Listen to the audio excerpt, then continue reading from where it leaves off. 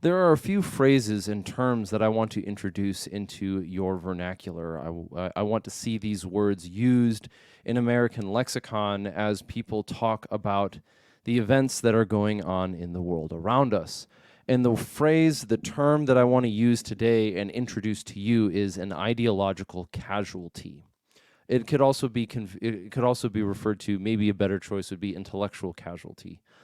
And it stems from the state of the world that we are in and an observation of what happens to people when their ability to evaluate information is damaged.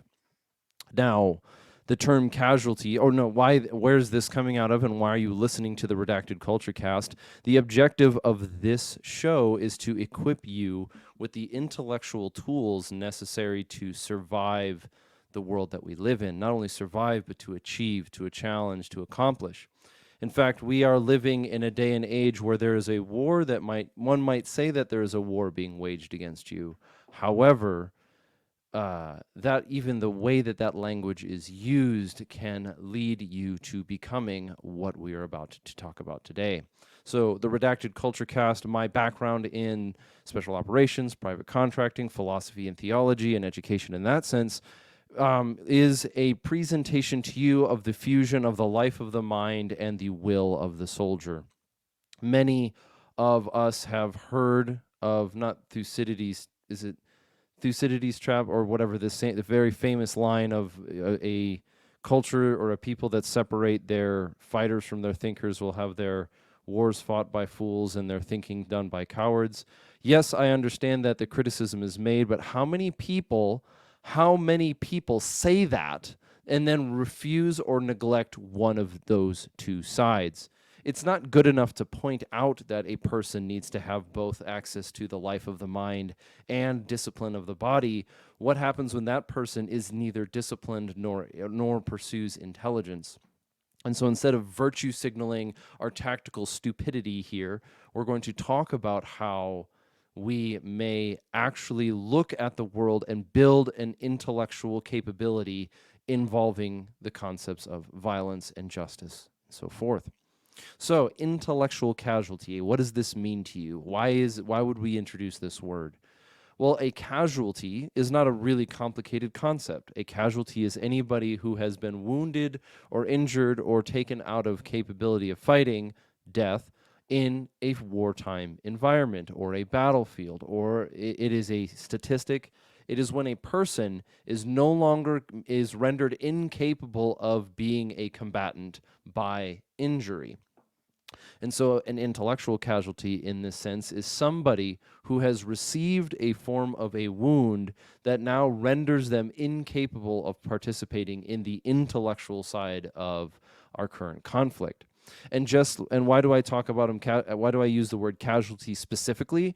Because it is important to understand that most people can heal from these wounds, but a person whose intellectual faculty has been damaged through ideology, through propaganda, or through essentially being captured by a bad argument or consumed by something that we would usually refer to as a conspiracy theory, this person has been disabled from participating rationally in a battleground of ideas.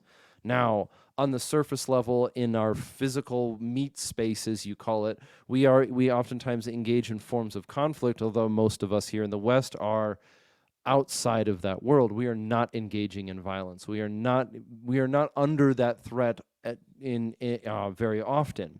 However, the West is certainly the West is certainly being threatened intellectually and ideologically by people who demand that you be peaceful while having no intention of being peaceful themselves. We can use these examples in many different ways, but you look at exactly how 2020 and 2021 played out, where in 2020, the very same people who praised the violent burning of cities now and completely obscured it as if it was some sort of peaceful protest, referred to whatever happened on January 6th as a violent insurrection. They want you to be peaceful with no intention of being peaceful themselves. And this is a mindset, an understanding that you must be able to comprehend. That just because a person claims to be in support of a value does not mean that in fact they support that value. Look at the farce or whatever. Look at, one does not need to look any further than something like Black Lives Matter. They claim in the title that Black Lives Matter, but they turn a blind eye to the plight of their own quote unquote people at every opportunity they can, choosing to build mansions and buy beachfront property instead of concern themselves with the well-being of their community. They speak one thing and do another. And so an ideological casualty, or an intellectual casualty in this case, needs to be somebody who is rendered incapable of observing what is going on around them. They are rendered incapable of engaging in, not the culture war, but in the battleground of ideas. They are made incapable of assessing whether a person is a honest or dishonest interlocutor. And these casualties can come in different forms. And I'll use one that's closer to home for many of us, and that is this idea of the conspiracy theory. Now, a conspiracy theory is a word that gets thrown around a lot, and it definitely gets attached to certain people that then are given a bad connotation or given a bad motive or given some sort of negative approach to it. But a conspiracy theory is really just the fusion of two things. One, there is a theory, that is, it is a potential explanation of something, and a conspiracy, this idea that people conspired together to do a thing. Now, why do we use the word conspiracy theory so wrong so often? Because we have used it, turned it into a form of a missile or a cudgel by which to beat our intellectual opponents over the head. Oh, that's just crazy talk. That's a conspiracy theory. But if you were to engage in this subject with any sort of intellectual integrity, you would recognize that it doesn't matter who's talking about it. It's a bunch of nonsense to begin with, because at the end of the day, people don't believe in conspiracy theories because they think they're true. People believe in conspiracy theories because it gives them a certain moral feeling, a certain feeling of being able to rationalize the world and understand it. It gives order where there is chaos. It gives explanation where explanation is demanded. But it's not approached in a pseudo-scientific method or even in a scientific method. It is approached, typically believed, because a person has a missing sense of identity, or a missing sense of purpose, or a missing sense of meaning, and they fill that with a worldview that breaks people up into the oppressors and the oppressed, and the Jedi and the Sith, and the Illuminati and the people and the whatever. And so it's not necessarily that somebody believes that because they think it's rational. They believe it because it gives them a sense of purpose. And this person who believes these things can rather quickly be identified in some cases, but should be seen not as a foolish person that's just whatever, but rather as an ideological casualty, somebody who has suffered intellectual injuries to the extent that they are no longer, or they are not engaging with the information they observe rationally. A casualty is somebody that we want to see healed. Whereas, an opponent or a zero or somebody to be dismissed or the whatever you want to call about it is something else. I want to be able to inflict intellectual casualties on my opponents so that they will not be capable of operating rationally in a conflict that we are in. But I want to make sure that those who I know who are in our community, when they are inflicted with an intellectual injury of this sort, that when they become an intellectual casualty, that they can heal, that there can be a pathway, not to redemption, but to healing. Because I want to see my people succeed. I want to see my friends and community and culture succeed. And so that in itself describes what we are talking about, or not describes, it describes, maybe presents the motive behind it, but let's break down into what these intellectual injuries can look like.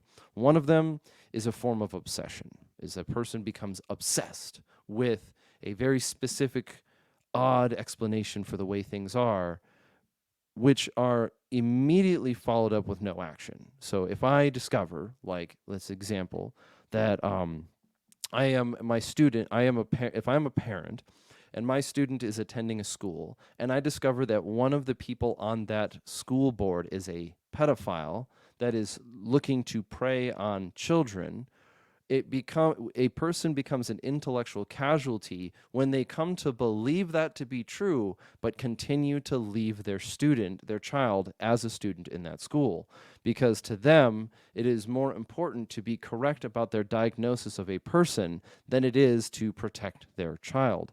In this sense, the person has become an ideological casualty because they are not functioning rationally. If I were to discover that the coach in my child's sports game thing that they play is a pedophile, I would not continue to keep my child playing that sport under that coach. If I wasn't able to remove them from their position, then I would at least immediately remove my child from that person's proximity. And so this is an example of an intellectual injury where we theorize that something is an explanation, but that explanation requires no action of us. A person who is experiencing or has received this type of injury and has become a casualty in this sense is not functioning in a meaningful or success or capable way in the world that I live in. And if I consider him part of my community, I would want to see that injury remedied. And sometimes it can come in the case of arguments or rhetoric, and sometimes it can come through support and encouragement, and sometimes it can come through intervention and taking care of one another. But I don't want to get quite yet into the idea of what it looks like to help somebody else heal from this kind of being this kind of casualty. So when I refer to a person as being an intellectual casualty in the form of a conspiracy theorist, what I am saying is that they believe that the world is oriented, and they espouse a worldview that they do not follow. Let me rephrase that. A person who is engaged in or has become an ideological or intellectual casualty in the form of a conspiracy theory is somebody who espouses and talks about the world under a specific worldview that they do not live according to. Particularly, they have organized or reordered the world into different ontological groups of people, and that they have identified evil but have no intention of remedying that evil in their environment. A conspiracy theorist only needs you to agree with them. They don't expect any form of action. We need to get together. We need to band together. We need to fight against the Illuminati. They are out there to control you. Everything is explained through a negative argument that, oh, well, that's just what they want you to believe, or that is because they hid it, or and you run into this intellectual problem because everything cannot be explained away by hiding it. It's them. They're doing it. You cannot explain all of human history in the way that, like, the 1619 Project reorganizes the world into a hallucinatory, self-masturbating, destructive path of thinking of the world in such a way that the evil is so prevalent that one just has to become woke enough to fight against it. It's absurd. But in our worldview, and what we encounter in the sense of maybe a foil, a trick, a deception, is that we want one another to be capable of observing deceptions where they exist. What is another example of an intellectual casualty? Another form of intellectual casualty would be something like, well, I guess what we saw recently. Okay, so the Taylor Swift issue fits into the kind of conspiracy theory one. Is it like it's an obsession about a certain explanation of things that has no consequences for the individual, except for that you believe that it's a farce? That's one. Another type of intellectual injury is to be convinced or to operate in such a way where you treat dishonest interlocutors as honest interlocutors. In other words, when a person lies to you, you make room for their lie, and that as a method of trying to justify it. In other words, you're trying to win in a battle that should be fought with a sword or a gun with an idea. Yes, you are not the main character of every anime story that has ever existed. What I'm saying is that different problems need to be solved with appropriate solutions. A person, if you believe, or a form of becoming an intellectual casualty is to become incapable of discerning between honest and dishonest interlocutors, honest and dishonest conversations. I can have a debate with somebody who agrees to the rules of the debate, but if they do not agree to the rules of the debate, then I cannot have a debate with them. A person who presents himself as an intellectual, using that as a method of worming their way into intellectual circles, then it's like a form of entryism. I'm making this way too complicated. A person suffers from as an intellectual casualty when they are incapable of discerning that an individual is only seeking access to the table for the purpose of flipping the table. For example, the gun control conversation is a really good one. It was a number of years ago, the CDC said that it wanted to invite gun owners to the table to talk about gun control, which is funny because the CDC does not have the table. They are not welcome at the table, but they're imposing that we could have a gentlemanly conversation, me, the American, and them, me, the American firearms owner, and them, the CDC, could have a fair and honest conversation between us, but they're inviting you to the table by lying to you, saying that they have a right to invite you to the table whatsoever. The problem is they don't have a seat at it themselves. I cannot invite you to a table that I do not have a seat at myself. In the same way, you saw this happen recently with the Tucker Carlson conversation, where Tucker Carlson interviewed Vladimir Putin, and people accused Tucker of being a traitor for merely interviewing Vladimir Putin. A person who accuses Tucker Carlson of being a traitor of the American government, the American people, for interviewing the president of Russia, who we are sort of kind of at war with right now. The person who says that, who accuses Tucker of being a traitor for his actions, is a person who is telling you that ideas do not matter to them. They are telling you that they do not care about thought, they do not care about morality or intelligence. To them, their format of morality is whatever butters their bread.